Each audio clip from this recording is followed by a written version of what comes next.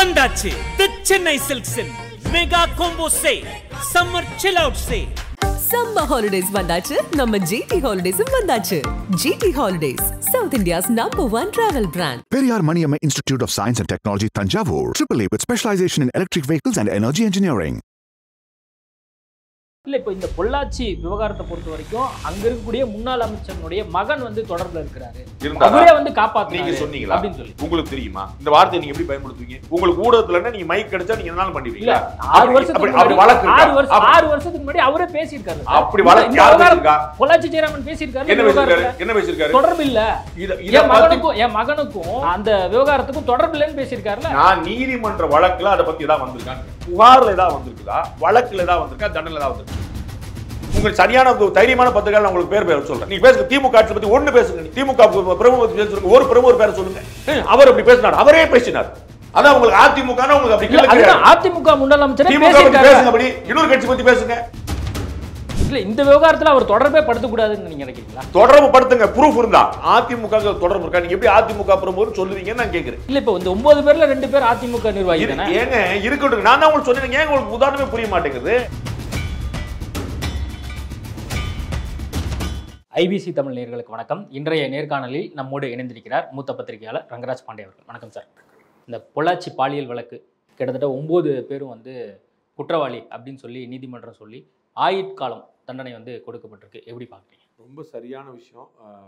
CBI நீதிமன்றம் வந்து ஒரு ஏற்றுக்கொள்ளும்படியான ஒரு கால அளவுக்குள்ள இதை கொடுத்துருக்குறாங்க. ரொம்ப வரவேற்க வேண்டிய விஷயம். வந்து ஒரு ஆணாதிக்க திமிர், பணம், அதிகாரம், படைபலம் இதெல்லாம் வச்சுட்டு பெண்களை வந்து ஒரு வெறும் போக பொருளாக மட்டும் இல்லை, அவங்கள மிஸ்யூஸ் பண்ணி அப்யூஸ் பண்ணி மிரட்டி கதற அவர்களை வந்து துன்புறுத்தி ஒரு எவ்வளோ கொடூரம் ஒரு சைக்கோ செய்ய முடியுமோ அதை நிதானமான தெளிவான சிலர் செய்திருக்கிறார்கள் அப்படிங்கிறது ரொம்ப வேதனையான விஷயம். அதில் ஒரு நீதிமன்ற தீர்ப்பு வந்திருக்கு, ரொம்ப நல்ல விஷயம். நாளைக்கு வந்து ஏதாவது கிளம்பி இது உயர் நீதிமன்றம், உச்ச நீதிமன்றம், தமிழர்கள் நம்முடைய மக்கள் அப்படின்னு சொல்லி ஏதாவது போய் நாளைக்கு விடுதலைக்காக யாராவது கோராமல் இருந்து வெளியே வரதான் ரொம்ப நல்லாயிருக்கும். இந்த தண்டனை வந்து அமல்படுத்தப்படும். தண்டனை கொடுக்கப்பட்டிருக்கிறது வரவேற்க வேண்டிய விஷயம். தண்டனை அமல்படுத்தப்படணுங்கிறது தான் நம்ம எதிர்பார்க்கிறோம். சாகும் வரை ஆயுட்கால தண்டனை அப்படின்னு வந்து கொடுக்கப்பட்டிருக்கு. முக்கிய ஆதாரமாக செல்ஃபோன் தான் இருந்திருக்கு. ஐஃபோனில் நிறைய வீடியோக்கள் வந்து இருந்திருக்கு அப்படின்னு வந்து சொல்கிறாங்க. காதல் வயப்பட்டு நிறைய பேரை ஏமாத்திருக்காங்க அந்த நபர்கள்லாம் அப்படின்னுமே அந்த நிறைய செய்திகள் 2-3 விதமாக பார்ப்போம். ஒன்று வந்து சாகும் வரை ஆயுள் தண்டனை அப்படின்னு சொல்லி சொன்னீங்க. அதுக்கு தான் நான் முதல்ல சொன்னேன். நாளைக்கு வந்து அவர்கள் யார் அப்படிங்கிற ஒரு இனத்தையாலோ மொழியாலேயோ ஊராலேயோ ஒரு அடையாளப்படுத்தி ஒரு விடுதலை கோராமல், அண்ணா பிறந்தநாள், எம்ஜிஆர் பிறந்தநாள், கலைஞர் பிறந்தநாள், ஜெயலலிதா பிறந்தநாள்னு அந்த மாதிரி 100ஆண்டு விழா அதுன்னு சொல்லி அதை விடுதலை பண்ணாமல், கருணை மனுக்கள் மாதிரியான சமாச்சாரங்களை வந்து என்டர்டெயின் பண்ணாமல் அதை வந்து அந்த தண்டனை அவர்கள் அனுபவிக்கணும். நாளைக்கு மற்றவர்களுக்கு இது பாடமாக இருக்கணும். இல்லை நாளைக்கு அதில் விடுதலை ஆவாங்க அப்படின்னா ஏதோ ஒரு காரணத்துக்கு ஒரு 10 வருஷம் கழிச்சு விடுதலை வச்சுக்கோங்களேன். அப்போ இன்றைக்கி ஒரு 30 வயசு இருக்குது ஒரு பையனுக்கு, ஒரு பேச்சுக்கு நான் சொல்கிறேன், அது பண்ண பையனில் ஒருத்தனுக்கு 30 வயசு இருக்குது. அவன் 10 வருஷம் கழிச்சு விடுதலை, அவன் 40 வயசு, அவனுக்கு என்ன கெட்டுச்சு? ஒன்றுமே கிடையாது. அவன் அனுபவிச்சான அவனுக்கு தண்டனை என்ன இருக்குது, என்ன கெட்டது என்ன இருக்குது, அது இப்படி தான் வர்ணிக்குது. அப்போ வந்து இது வந்து முழுமையாக அந்த நீதிமன்ற தீர்ப்பில் எந்த வார்த்தை பயன்படுத்தப்பட்டிருக்கோ அது முழுமையாக அமல்படுத்தப்படணுங்கிறது முதல் விஷயம். ரெண்டாவது வந்து காதல் அப்படிங்கிற ஒரு விஷயத்தை பேசுது. காதல்ங்கிறது இன்னைக்கு ஒரு இன்ஃபேக்சுவேஷனை வந்து மிஸ் பண்ணி அது வந்து அது காதலோ அப்படிங்கிற ஒரு பெரிய கலவரம் இந்த சோசியல் மீடியானாலையும் சினிமானாலையும் ரொம்ப அதிகமாக இருந்திருக்கு. பெரும் தாக்கம் சினிமாவோடது. சோசியல் மீடியா வந்து அதுக்கு இணையான ஒரு தாக்கமாக இருக்குது. ஹாய் ஹவ் ஆர் யூ அப்படின்னு ஒருத்தர் சாட் போட்டால் உடனே பதிலுக்கு வந்து ஒரு ஹார்ட்டின் வருது. அந்த ஹார்ட்டின்கிறது வந்து எவ்வளோ சீரியஸான விஷயம், அதோடைய இம்ப்ளிகேஷன்ஸ் என்ன, அதோடைய பின்விளைவுகள் என்னங்கிறலாம் அந்த ஹார்ட்டின் போடுறது நல்லா இருக்கு அப்படின்னு your dress is looking good அப்படின்னு ஒரு ஹார்ட்டின் போடுறாங்க. உடனே நம்ம வந்து ரொம்ப தேங்க்ஸ் அப்படின்னு நம்ம ஒரு பதிலுக்கு ஒரு ஆட்டின் போகிறோம். அப்புறம் அதுலேயே ப்ளூ கலர் ஆட்டின், சிவப்பு கலர் ஆட்டின், பச்சை கலர் ஆட்டின் ஒரு வச்சிருக்கு. இந்த பெண்கள் என் ட்ரெஸ்ஸு நல்லா இருக்குன்னு சொன்னால் நான் தேங்க்ஸ் பண்ணேன் அப்படின்னு அந்த அளவில் நிறுத்திக்கிறாங்க. ஏன்னா பெண்கள் வந்து பேசிக்கலாக ரொம்ப ஆழமானவங்க. ஆனால் அந்த ஆண் நான் ஒரு ஆட்டின் போட்டேன், அந்த அம்மா ஒரு ஆட்டின் போட்டுச்சுன்னு எடுத்துக்கிறான்.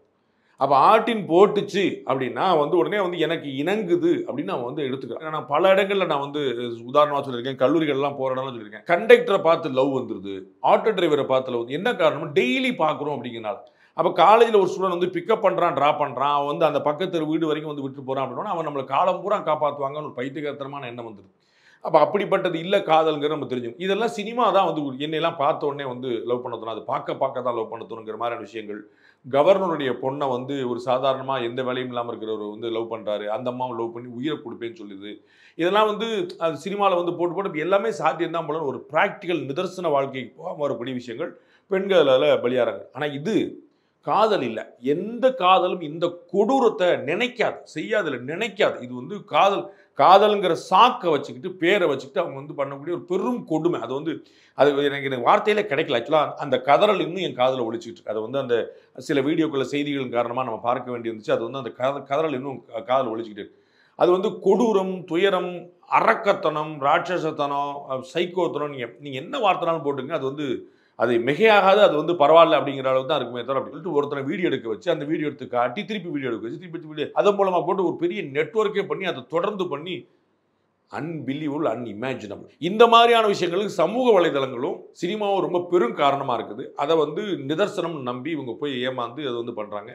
இந்த நெட்வொர்க் மாதிரி பண்ண ஒரு விஷயம், அதில் வந்து பல பெண்களை ஈடுபடுத்தின விஷயம் வந்து அவர்களுடைய அதிகார, பண, வயது, ஆண் அத்தனைக்குமான திமிரை காட்டக்கூடிய ஒரு விஷயம்.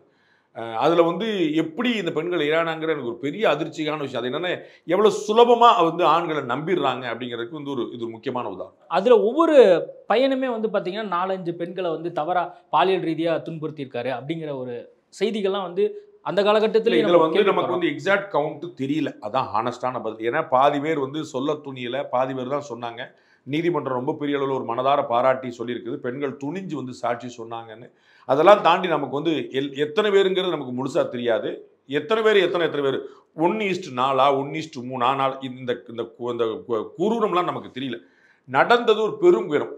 அந்த 9 பேர் சேர்ந்து ஒரே ஒரு பெண்ணை அப்படி பண்ணாங்கன்னு மட்டும் நம்ம வச்சுக்கணும். அதை ஏற்க முடியாது. அவ்வளோதான். நிர்பயா கேஸ் வச்சுக்கிடுவோமே, நமக்கு ஒரு 6 பேர் சேர்ந்து ஒரே ஒரு பெண்ணை பண்ணாங்க. அப்போ அதை வந்து 6 பேர் சேர்ந்து ஒரு பெண்ணை மிஸ்யூஸ் பண்ணாலும் அப்யூஸ் பண்ணாலும் 6 பேர் × 4 24 பேரை பண்ணாலும் அது எந்த கணக்கு தான் நமக்கு அந்த ஈக்குவேஷனோ, அது யாருங்கிறதோ, அது எத்தனை பேருங்கிறதோ, எத்தனை பேருக்கு இந்த அபத்தமான கணக்குல நம்ம போக வேண்டியது. நிர்பயா மாதிரியே அத்தனை பேர் சேர்ந்து ஒன்றுனா அதை விட கொடுந்துவரும். நிர்பயாவில் ஒரு பாலியல் வன்புணர்வு இருக்குது. அதில் வந்து ஒரு குரூரத்தன்மை மட்டுமே இருக்குது. இதில் ஏமாற்று வேலை, மோசடி வேலை, அது ஒரு சைக்கோ மீறின ஒரு குறியல்ட்டின்னு ஒரு வார்த்தை பண்ணுறது. அந்த மாதிரி வந்து அது எப்படி வீடியோ எடுத்து திரும்ப நம்பி வந்த ஒரு பெண்ணை, இவனுடைய காதலன், இவனுடைய கணவன் நினைச்ச பெண்ணை வந்து அது வந்து எனக்கு சொல்ல வார்த்தைகள் இல்லை. அது வந்து பெரும் பெரும் பெரும் துயரம். அது வந்து ஏற்கவே முடியாத அராஜகம், அநியாயம். இன்னும் எவ்வளோ வார்த்தைலாம் தேடிட்டு தான் இருக்கணும். நீதிமன்றம் சொன்னது மாதிரி 8 பெண்கள் தான் வந்து இது துணிஞ்சு வந்து புகாராக கொடுத்துருக்காங்க. இன்னும் நிறைய பேர் இருக்காங்க இதுக்கு பின்னாடி. அந்த நம்பருக்குள்ளேயே போக விரும்பல.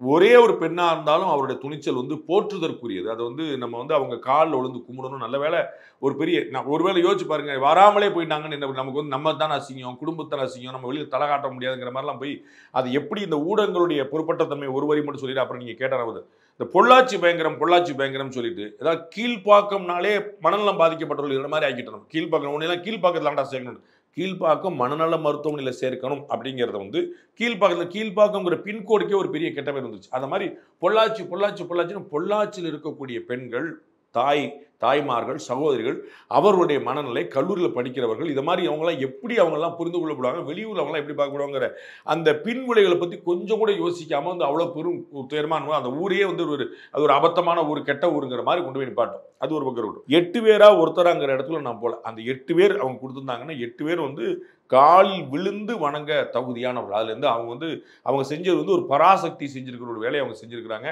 பெரிய அவங்க மட்டும் வராமல் போயிருந்தா இந்த 9 பேரும் வந்து நிரபராதின்னு வந்திருப்பாங்க. ஏன்னா பார்த்துப்போம்ல, சந்தேகத்துக்கு கொஞ்சம் வாய்ப்பு இருந்தாலும் அதை வந்து குற்றவாளிக்கு தான் கொடுக்கணும் அப்படிங்கிறத நம்ம வந்து பார்த்துருக்கோம். நம்ம நிறைய சினிமாலாம் பார்ப்போம்ல, அதெல்லாம் பார்த்துப்போம். ஸோ சந்தேகத்துக்கு இடமற்ற வகையில் நிரூபிக்க தவறியதால் இதில் சிபிஐக்கும் கட்டாயமாக தமிழக காவல்துறைக்கும் சிபிஐ போலீஸுக்கும் சிபிஐ நீதிமன்றத்துக்கும் எல்லாருக்குமே நம்முடைய பெரிய நன்றிகள் உரித்தானோம். எல்லாத தாண்டி அது நீங்கள் சொன்ன அத்தனை பெண்களுக்கும் வந்து நம்முடைய சாஷ்டாங்க நமஸ்காரங்கள். அவங்க காலில் விழுந்து நீ பெரிய விஷயம் பண்ண தாயே, நீ இந்த மாதிரி நீ அவங்களெல்லாம் அம்பலப்படுத்தினால தான் ஒரு 9 குற்றவாளி இன்னைக்கு சிறைக்கு பின்னாடி இருக்கான். இல்லாட்டி அவனும் நிரபராதி போல 2 பேரில் காட்டிட்டு போய் நிற்பான். ஏன் இந்த அச்சமற்ற தன்மை நான் பலமுறை சொல்லியிருக்கேன், நீங்கள் பார்த்துருப்பீங்க. பல்லாவரத்து பக்கத்தில் ஒரு சிறுமியை இப்போ வந்து ஒரு பாலியல் வன்கொடுமை செஞ்சுருக்காங்க. 12 பேர், ஒரு சிறுமி 12 பேர். அதுல 7 பேர் சிறுவர்கள், 5 பேர் வந்து அடல்ட். மாறி மாறி மாறி ஏகப்பட்ட அந்த குழந்தைக்கு விவரமே தெரியாம அது வந்து கர்ப்பமாயிருச்சு. அதுக்கப்புறம் என்னன்னு கேட்டா அந்த மாதிரி தனியா வந்து வாட்டர் கேன் போட வந்தேன்னு சொல்லிட்டு அவன் ஃப்ரெண்டுன்னு போய் இதே மாதிரி வீடியோ எடுத்து பாட்டு மிரட்டி வச்சு பயந்த என்ன செய்ய. இப்ப நான் சொல்றது 10 நாளோட ஆள். இதை பத்தி எந்த ஊடகமும் ஏன் பேசலன்னு எனக்கு தெரியல. பொள்ளாச்சி சம்பவத்தை பத்தி எப்படி பேசி அரசியலாக்கி என்னெல்லாம் கொண்டு போயிடும். இப்போ பல்லாவரத்தில் இப்போ நடந்திருக்கு. நான் சொல்ல வர்றது அரசியல் இல்லை, திமுக அதிமுகங்கிறது. அந்த பசங்க கையை காட்டிட்டு அரசியல்வாதிகள் மாதிரி வந்து ஜெயிலுக்கு போறாங்க. போலீஸ் வந்து விசாரணை கூட்டு போகும்போது with all pride those boys were moving. எனக்கு அந்த குரூரம் நடக்காம இருந்ததே அப்படிங்கிறத எனக்கு ஆறுதல். இந்த நீங்க சொன்ன அந்த 8 பெண்கள் சாட்சி சொன்னதுனால.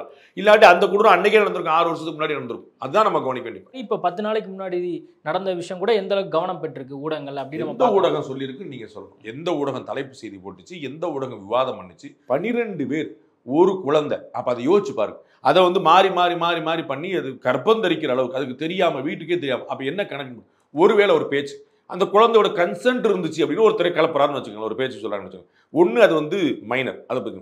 ரெண்டாவது, இதே பொள்ளாச்சி சம்பவம் போலே முதல்ல நான் வந்து அந்த உறவு கொண்ட போது இவன் என்னுடைய புருஷன் நினைச்சு, என்னுடைய காதலன் நினைச்சு, நாளைக்கு புருஷனாக வருது, அடுத்தவன் 12. அப்போ 12 பேர் வந்து நிற்கிறாங்கன்னா இது எவ்வளோ பெரிய துயரம், எவ்வளோ பெரிய குரூரம், எவ்வளோ பெரிய ஒரு மோசடித்தனம் பாருங்க. அது மிரட்டி காட்டி என்ன செய்யணும்னு ஒரு ட்ராப்னு சொல்லி சொல்லுவாங்க பார்த்தீங்களா. அது ஒரு வலைப்பின்னல்ல மாட்டிக்கிட்டு வெளியும் வர முடியாமல் உள்ளவும் இருக்க முடியாமல் ஒரு விஷயம். அப்போ அதை எங்கே யார் கொண்டு போறா? இதுதான். அப்போ ஊடகங்கள் வந்து எவ்வளவு பாரபட்சமாக செயல்படுறாங்கிறது இதுதான். எதை செய்தியாக்கணும், எதை செய்தியாக்கக்கூடாதுங்கிறதுல அவங்களுக்கு ஒரு வேற உள்குத்து, அவங்களுக்கு ஒரு கணக்கு இருக்குதா? நான் சொல்ற சம்பவம் நடந்தது இப்ப 10 நாளைக்குள்ள. இது வந்து துயரமான குரூரமான சம்பவமா இல்லையா? இதை நம்ம நடக்கலன்னு சொல்ல போறாங்களா? வந்தது செய்தி 13ஆம் பக்கத்தில் இத்துணுண்டு. நாங்க எங்களுடைய செய்தி போட்டோம். அப்ப எங்க இது இது அப்படியே ஓரமா போடுப்பா அப்படின்னு போகுதுங்கிற பெரிய. நான் வந்து பொள்ளாச்சியோட தொடர்புபடுத்தியே நான் தலை போட்டிருந்தேன். நாங்கள் வந்து எங்களால் முடிஞ்சது பொள்ளாச்சியோட தொடர்புபடுத்தி போடுது. அங்கே ஒரு சம்பவம் நடந்துச்சு. ஏன்னா அதுக்கப்புறமா அது யாராவது அதை பார்க்க மாட்டாங்களா? படிக்க மாட்டாங்க. அதான் இந்த 9 பேர்ல பெரும்பாலும் ஏஜ் வந்து பார்த்தீங்கன்னா எல்லாருக்கும் அந்த 9 பேர்ல எல்லாருக்கும் 32, 33, 34 வயசு தான் இருக்கு. அது மட்டும் இல்லாமல் நீங்கள் அதிகாரத்தை பற்றி சொன்னீங்க. இதுக்கு பின்னாடி ஒரு அரசியல் ஒரு இன்ஃப்ளூயன்ஸ் இருக்கு.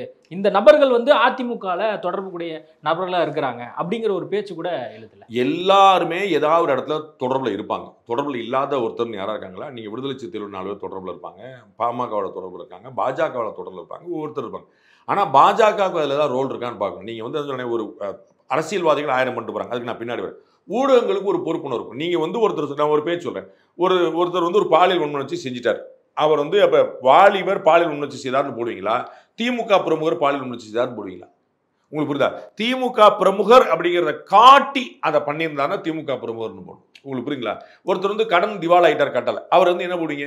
வாலிபர் கடன் முடியல, இல்லாட்டி பேங்க்ல வேலை பார்க்குற போடல, இல்லை ஏடிஎம்கே காரர் டிஎம்கே காரர் போடுவீங்களா? அப்போ கட்சி இங்கே எங்கே வருது? உங்களுக்கு புரியுங்களா? இல்லை, கட்சியில் இருக்கிறனால நம்ம அதிகாரத்தை வந்து இன்ஃப்ளூயன்ஸ் பண்ணி என்ன வேணா பண்ணலாம் அப்படிங்கிற ஒரு இடத்துக்கு நகரனால தானே இது மாதிரி தைரியமாக பண்ணுறாங்க. அடுத்த பாயிண்ட் வரும். கட்சிக்காரங்க யாராவது தண்டிக்கப்பட்டிருக்காங்களா? நீதிமன்றத்தில் அதை பற்றி ஏதாவது ஒரு வார்த்தை சொல்லப்பட்டிருக்கா? ஒரு குறிப்பிட்ட அரசியல் தலைவருடைய குடும்பத்தை சேர்த்து விமர்சனம் பண்ணதுக்கு தடை வழங்கியிருக்கு நீதிமன்றம் முன்னாடியே, இன்னைக்கு இல்லை முன்னாடியே. இப்போ இந்த நீதிமன்றத்தில் வந்து என்னப்பா போகிற கட்சிக்காரங்களா பண்ணியிருக்கீங்கன்னு ஏதாவது வந்திருக்கா? உடுமலை சங்கர் கொலை வழக்கில் வந்து அவருடைய கணவர் வந்து மனைவியோட குடும்பத்தை சேர்ந்தவங்க, கௌசல்யா குடும்பத்தை சேர்ந்தவங்க கைது பண்ணப்பட்டாங்க. அவங்கெல்லாம் வந்து எந்த கட்சின்னு நீங்கள் பார்த்துருக்கீங்களா? இது என்ன? அப்போ வந்து நீங்கள் ஏடிஎம்கே மேலே ஒரு புகார் வரும் அப்படின்னு படன்னு இன்னைக்கு நான் சொன்னேன் பல்லாவரம் அந்த 12 பேர் எந்த கட்சி? 12 பேர் ஒருத்தரும் ஒரு கட்சி, அதில் 5 பேர் அடல்ட்டு. அதில் ஒருத்தரும் ஒரு ஓட்டே போட்டுருக்க மாட்டானா? ஒருத்தரும் ஒரு கட்சிக்காரன் இருக்க மாட்டானா? யாராவது ஒருத்தர் விடுதலை சிறுத்தைகள், பாமக, தேமுதிக அப்படின்னு ஏதாவது ஒரு கட்சி பேர் நீங்கள் சொல்லியிருக்கீங்களா? அப்போ உங்களுக்கு எப்போ அப்போ ஊடகங்களுடைய அடையாளப்படுத்துகிற நோக்கம் என்ன? அரசியல்வாதிகளுக்கு என்ன தேவையோ அதை நான் எடுத்து கொடுக்குறேங்கிற நோக்கமாக இருக்கு. இன்னைக்கு நீதிமன்றத்தில் ஏதாவது தண்டனை வந்திருக்கா? நீதிமன்றத்தில் ஏதாவது அதிமுக பற்றி ஏதாவது பேச்சு வந்திருக்கா? மாண்புமிகு முதலமைச்சர் சொல்றாரு, நாங்கள் வந்து சொன்ன மாதிரியே தண்டனை வாங்கி கொடுத்தோம், அதே மாதிரி நாங்கள் வந்து கொடநாடு வழக்கில் வாங்கி கொடுப்போம், சொன்ன மாதிரியே வாங்கி கொடுத்தோம். சிபிஐ ஏன் அதிமுகவை அவங்க தொடர்புபடுத்தி பார்க்குறாங்கன்னா, நடந்தது அதிமுக ஆட்சி. அதிமுக ஆட்சியில் இருக்கக்கூடிய ஒரு கட்சியில் இருக்கக்கூடிய 2 பேர் இப்படி பண்றாங்க. அதிமுக ஆட்சியில் நடந்தது அப்படின்னா அப்ப திமுக ஆட்சி நடந்து கிடைச்சிங்க. அதான் உங்களுக்கு பல்லாவரம் கேஸ் நான் சொல்றேன். அப்ப திமுக ஆட்சி நடந்து கிடைச்சி. இன்னொரு உங்களுக்கு இருக்கு, செங்கல்பட்டு பக்கத்துல ஒரு பெண் வந்து தூக்கு மாட்டி தற்கொலை பண்ணி இறந்துட்டான். அவர் வந்து இளைஞரணி நினைக்கிறேன், எனக்கு ரொம்ப நாள் ஆச்சுங்க, நான் மறந்துட்டேன். அது இளைஞரணி நினைக்கிறேன். அவர் பேரை எழுதி, அவர் பொறுப்பு எழுதி அந்த மாதிரி இறந்துச்சு. என்ன செஞ்சீங்க? இப்ப இந்த 5 வருஷத்துக்கு நடந்தது என்ன செஞ்சீங்க? எந்த ஊடகம் போட்டீங்க? அதுக்கு என்ன செய்யுது? அப்ப திமுக சொல்றதா? போலீஸ் பெண்கள் யூனிஃபார்ம்ல இருக்கிற பெண்களை வந்து ஆபாசமா தொட்டாங்க அப்படின்னு புகார் நம்ம கண்கூட பார்த்தோம் பொதுக்கூட்டத்தில். திமுக மேடையில நடந்த விஷயம். திமுக என்ன பண்ண நம்ம திமுக வந்து அப்ப திமுக இருந்து கட்சியில இருந்து எல்லாம் கொண்டு போறோமா? அந்த 4 பேர் தப்பு பண்ணாங்க, பொறுக்கித்தனம் பண்ணாங்க. அந்த 4 பேர் நீங்க கட்சி எங்க வந்து கட்சி உத்தரவு போட்டு செஞ்சதா? திமுக உத்தரவு போட்டேப்பா அந்த மாதிரிலாம் செய்யுங்கப்பான்னு சொல்லுதா? அதிமுக உத்தரவு போட்டு என்ன அராஜகம்? அப்ப அதிமுகவை நீங்க கட்சியா தொடர்படுத்தி சொல்லுவீங்க, மற்ற கட்சியில வந்து பேச மாட்டீங்க அப்படின்னு என்ன கணக்கு? இல்ல நான் சொன்ன உதாரணம் ரெண்டும். ஒன்னு திமுக பிரமுகருடைய பெயரை குறிப்பிட்டு தற்கொலை நோட்ல இருக்கு. ரெண்டாவது உதாரணம் திமுகவுடைய கூட்டத்தில் நடந்துக்கிட்டு பாதுகாப்பு போன போலீஸ். ரெண்டுமே திமுகவோட தொடர்பு படுத்துது. உங்களுக்கு புரியுங்களா? அப்ப நீங்க திமுகங்கிற கட்சியை உள்ள கொண்டு வரீங்களா? கொண்டு வந்தீங்களா? எந்த ஊடகமாவது இப்ப நீங்க சொன்னக்கூடிய 2 சம்பவமே அதிமுக ஆட்சியில இல்ல திமுக ஆட்சியில் நடக்குது. அப்ப அந்த திமுக ஆட்சி வரனால அவங்களுக்கு வந்து அந்த துளிவிட்டு போச்சு அப்படின்னு சொல்லுவாங்க. எந்த ஊடகமாவது இதுல நீங்க திமுக கொண்டு வந்தீங்களான்னு கேட்கு. நான் சொன்ன செங்கல்பட்டு சம்பவம் யாருக்காவது ஞாபகத்தில் இருக்குதான்னு கேளுங்க. வேலூர்ல ஒரு கூட்டு பாலியல் வன்கொடுமை நடந்துச்சு, யாருக்கா ஞாபகம் இருக்காங்க கேளுங்க. விருதுநகர்ல ஒரு கூட்டு பாலியல் வன்கொடுமை நடந்துச்சு, யாருக்கா ஞாபகம் இருக்காங்க கேளுங்க. பல்லாவரத்துல ஒரு கூட்டு பாலியல் வன்கொடுமை நடந்திருக்கு, யாருக்கா? இது நம்ம முன்னாடி கேள்விப்பட்டதே இல்லையே. கூட்டு பாலியல் வன்கொடுமை நம்ம எப்ப கேள்விப்பட்டிருக்கோம் சொல்லுங்க. இது எப்படி நடக்க ஆரம்பிச்சது? எவ்வளவு நடக்க ஆரம்பிச்சு? நான் சொல்ல பாருங்க. விருதுநகர்ல, வேலூர்ல, இப்ப பல்லாவரத்துல நான் சொல்ல இந்த 5 வருஷம் 4 வருஷம் ஆட்சிக்குள்ள யாராவது ஏதாவது பேசுறீங்களா, கேட்டிருக்கீங்களா, வச்சிருக்கீங்களா? என்ன கணக்கு? எனக்கு ஒன்றும் புரியலையே. அப்ப திமுக எங்க வருதுன்னு கேட்குறேன், அதிமுக எங்க வருதுன்னு கேட்குறேன். அப்ப அதிமுகன்னு ஒரு வார்த்தை கிடைச்சா நீங்க அதை போட்டு துவச்சு அடிப்பீங்க. மற்ற ஆட்சியில் நான் சொல்றது ரெண்டுலயுமே திமுக காரங்க மேல புகார் வந்துச்சு. அப்ப திமுக ஆட்சியில திமுக காரங்க ஒரு புகார் இருந்தா திமுக உள்ள இழுத்துக்கணுமா கூடாதா? அப்படி இழுத்தீங்களா? அப்ப திமுக மேல ஒரு புகார் வரும்போது அது கட்சி கொண்டு வராது, யாரோ 2 தனிநபர்கள் செய்தது. அதிமுக ஆட்சியில் ஒரு புகார் அதிமுகவே செஞ்சது. எடப்பாடி பழனிசாமியே பதில் சொல்லணும். என்ன கணக்கு? இது நியாயம் இருக்கா? இல்ல இப்ப இந்த பொள்ளாச்சி விவகாரத்தை பொறுத்த வரைக்கும் அங்க இருக்கக்கூடிய முன்னாள் அமைச்சருடைய மகன் வந்து தொடர்புல இருக்கிறாரு, அவரே வந்து காப்பாத்து நீங்க சொன்னீங்களா அப்படின்னு சொல்லி உங்களுக்கு தெரியுமா? இந்த வார்த்தையை நீங்க எப்படி பயன்படுத்துவீங்க? உங்களுக்கு ஊடகத்துல என்ன நீங்க மைக் கிடைச்சா நீங்க என்னால பண்ணுவீங்களா? 6 வருஷத்துக்கு முன்னாடி அவரே பேசியிருக்காரு. அப்படி வழக்கு யார் பேசியிருக்கா? பொள்ளாச்சி ஜெயராமன் பேசியிருக்காரு. என்ன பேசியிருக்காரு? தொடர்பு இல்ல, என் மகனுக்கும் அந்த விவகாரத்துக்கும் தொடர்பு இல்லைன்னு பேசியிருக்காருல்ல. நான் நீதிமன்ற வழக்குல அதை பத்தி ஏதாவது வந்திருக்கான்னு கேட்டேன். புகார்ல ஏதாவது வந்திருக்குதா, வழக்குல ஏதாவது வந்திருக்கா, தண்டனை ஏதாவது வந்திருக்கு? அவர் வந்து ஒரு அரசியல் தலைவர் வந்து இதை பத்தி பேசக்கூடாதுன்னு தடை வாங்கியிருக்கு. அப்ப என்ன பேசுறது நியாயம் இல்லைங்கிறது நீதிமன்றம் தடை கொடுத்துருக்கு. நீங்க அதை எடுத்து பேசுறீங்க. உங்க கையில மைக் இருக்குங்கிற ஒரு துணிச்சல். நீங்க பேசுங்க திமுக பத்தி. உங்களுக்கு சரியான தைரியமான பத்திரிகை உங்களுக்கு பேர் சொல்றேன். நீங்க பேசுங்க திமுக ஆட்சி பத்தி ஒண்ணு பேசுங்க. நீ திமுக பிரமுக பத்தி சொல்லுங்க. ஒரு பிரமுக ஒரு பேரை சொல்லுங்க. செங்கல்பட்டு சம்பவம் உங்களுக்கு ஞாபகம் இருக்கா? வேலூர் சம்பவம் உங்களுக்கு ஞாபகம் இருக்கா? விருதுநகர் சம்பவம் உங்களுக்கு ஞாபகம் இருக்கா? பல்லாவரம் நீங்க என்னைக்கா நியூஸ் போட்டிருக்கீங்களா? கூட்டத்தில் வந்து பெண் போலீஸ் நடந்த மறந்துட்டீங்களா? அவர் அப்படி பேசினார், அவரே பேசினார். அதான் உங்களுக்கு அதிமுக உங்களுக்கு அப்படி கிளக்கிறாரு. அதிமுக முன்னாள் அமைச்சர் திமுக பத்தி பேசுங்க, அப்படி இன்னொரு கட்சி பத்தி பேசுங்க. திமுக இன்னும் ஏதாவது ஒரு கட்சி பத்தி பேசுங்க. அதிமுக பாஜக உங்களுக்கு கிள்ளுக்கிற நம்ம என்ன அடிச்சுக்கலாம். அப்புறம் அண்ணே சாரி அப்படி இல்லைன்னு சொல்லிக்கலாம். இல்ல இந்த விவகாரத்துல அவர் தொடர்பே படுத்தக்கூடாதுன்னு நீங்க நினைக்கிறீங்களா? தொடர்பு படுத்துங்க, ப்ரூஃப் இருந்தா புடிச்சு உள்ள வைங்க. ப்ரூஃப் இருந்தா உங்களுக்கு தோணுச்சுன்னு சொல்லுவீங்களா? அப்புறம் அவர் இல்லைன்னு மறுத்துறாரு கடைசி வரை போடுவீங்களா? கவர்னருக்கு என்ன சொன்னீங்க? பன்வாரிலால் புரோஹித் என்ன சொன்னீங்க? அப்புறம் என்ன பண்ணீங்க? ப்ரூஃப் பண்ணீங்களா? அப்ப நீங்க அவதூறு பண்ணி 10 வாரம் போடுவீங்க, அப்புறம் மன்னிப்பு வந்து ஓரமா கேட்பீங்களா? அதை பத்தி ஏதாவது டீல் பண்ணாம இருக்கீங்களா? யாராவது இந்த ஊடகம் இது தொடர்பா அவருடைய மகன் வந்து சில ஃப்ரெண்ட்ஸோட இருந்த புகைப்படம் எல்லாம் இருக்கு அப்படின்னு சொல்லி முன்னணி நாளிதழ் ஒண்ணு போட்டுச்சுல. உங்களோட ஒரு நண்பர் தொடர்புல இருக்கிறார், அவர் திருடுறார். அப்ப நீங்க கூட்டு கலவரம் சொன்னா ஒத்துக்குவீங்களா? நான் அவர் நண்பர் இல்ல போல உங்க கூட இருந்த ஒருத்தர் ஏன் கூட 1000 பேர் போட்டோ எடுத்துட்டு இருக்காங்க. உங்க கூட ஒரு போட்டோ எடுக்கிற உங்க நண்பரே நான் சொல்றேன், அவர் ஒரு திருடுதனம் பண்றார், அவர் ஒரு கொலை பண்றார். நீங்க வந்து கொலையில கூட்டு ஒத்துக்கிடுவீங்களா? சொன்னா சங்கர் சர்மாவுடைய கொலையாளியில கூட்டு சரி சொல்லுவீங்களா? நீங்க என்ன போட்டோவோட போட்டாரு? அந்த சம்பவத்துல அந்த வழக்குல அந்த பிரச்சனை தொடர்பு இருக்கான்னு பேசுங்க, அதுல புகார் இருக்கான்னு பேசுங்க. நான் பேசணும்ன்றேன், பேசக்கூடாதுன்னு இல்ல. புகார் இருக்கா? வழக்குல விசாரணை வெளியே வந்துச்சா? தண்டனை தீர்ப்புல வந்திருக்கா? நிறைய பேரை மறைக்க பார்த்திருக்காங்கிறதான இப்ப திமுகவோட குற்றச்சாட்டு. அப்ப திமுக இப்படி பெருமை பண்ணுச்சு, நாங்க சீக்கிரம் தண்டனை வாங்கி கொடுத்தோம் சொல்லிச்சு. அப்ப நாங்க விடுதலை வாங்கிட்டோம் சொல்லி கொடுங்க. அதிமுக காரங்களை விடுதலை சொல்லி கொடுங்க. மாண்பு முதலமைச்சர் என்ன சொன்னாங்க? நாங்க இதுல தண்டனை வாங்கி கொடுத்த மாதிரியே கொடநாடு கேஸ்ல வாங்கி தரோம் சொன்னாங்க. அப்ப இதுல தண்டனை வாங்கி கொடுத்த தப்பான ஆட்கள் வாங்கி கொடுத்துருக்கீங்களா? இல்ல தப்பு செஞ்ச ஆட்கள் வெளியில இருக்காங்களா? புரியுது உங்களுக்கு? அதுல கிரெடிட் எடுக்குது திமுக. அப்ப எப்படி கிரெடிட் இருக்கும்? தப்பான ஆட்களை வந்து வெளியே விட்டோம்னு சொல்லி கிரெடிட் எடுக்க முடியுமா? அதை பத்தி ஏன் பேச்ச காணும்? புகார்ல பேச்ச காணும், விசாரணையில பேச்ச காணும், தண்டனை தீர்ப்புல பேச்ச காணும்.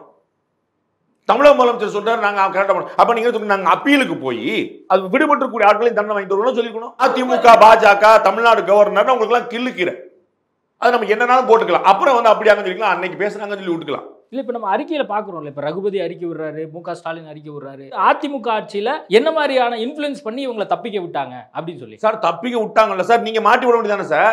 ஆட்சி நீங்க உங்கள்ட்ட இருக்கு 4 வருஷம், அப்ப நீங்க நாங்க தண்டனை வாங்கி கொடுத்தோம்னு சொல்றீங்க சார். அதிமுக ஆட்சியில அதிமுக பொறுமை அராஜகம் பண்ணிட்டாங்க, ரைட்டு. அப்படித்தானே இப்ப மாண்புமிகு முன்னாள் அமைச்சர்கள் மீது எப்படி வழக்கு போடுறீங்க நீங்க?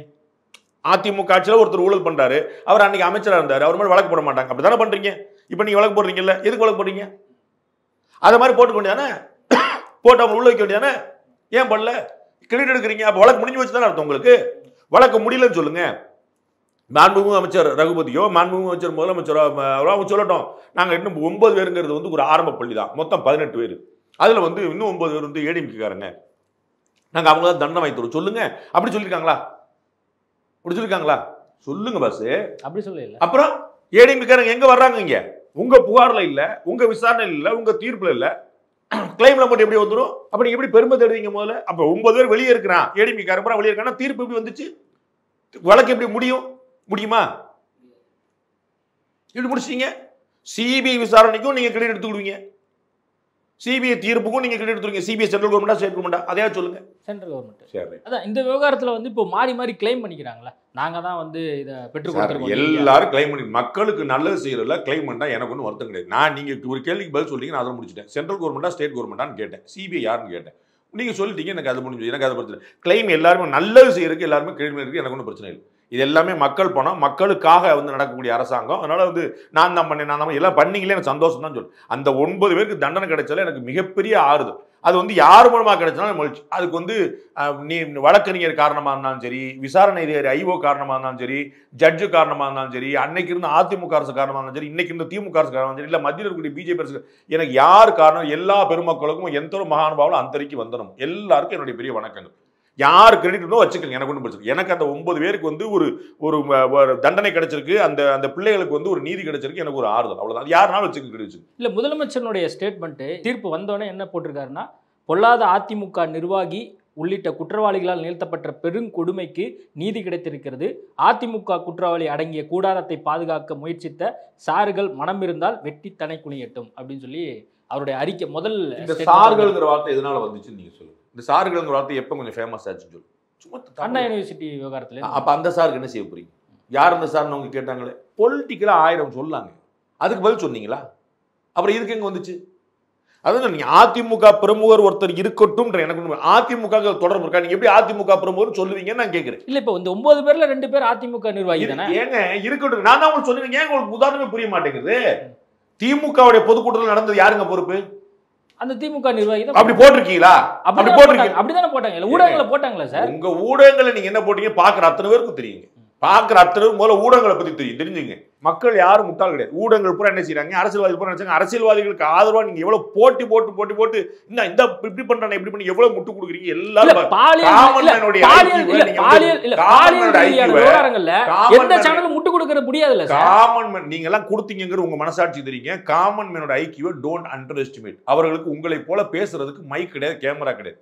But they are so smarter than anybody else. அதை ஞாபகம் வச்சுக்கோங்க. வெட்டி தலை குனியணும் அப்படிங்கிற ஒரு விவகாரத்தை வந்து மாறி மாறி சொல்லிக்கிறாங்க. நோ டவுட், வெட்டி தலை குனியணும், அதுல சந்தேகம் இல்லை. யார் தலை குனியணும் அவங்க பார்த்துக்கணும். ஆட்சியாளர்கள் பொறுப்புனா இப்ப திமுக ஆட்சி நடந்ததுக்கு யார் பொறுப்புன்னு கேட்டு, அதிமுக ஆட்சி நடந்ததுக்கு அதிமுக பொறுப்பு. திமுக ஆட்சி நடந்து ஒரு பிரமுகருடைய பேரை எழுதி போயிருக்காங்கன்ற செங்கல்பட்டுல, அதுக்கு யார் பொறுப்பு இருக்கணும்? நான் உங்களுக்கு ஞாபகப்படுத்துறது, உங்களுக்கு நீங்க எடுத்து பார்த்தீங்க பழைய வீடு, அதற்கு திமுக இளைஞரணியை பொறுப்பாக்க முடியாதுன்னு சொல்லியிருக்கேன்.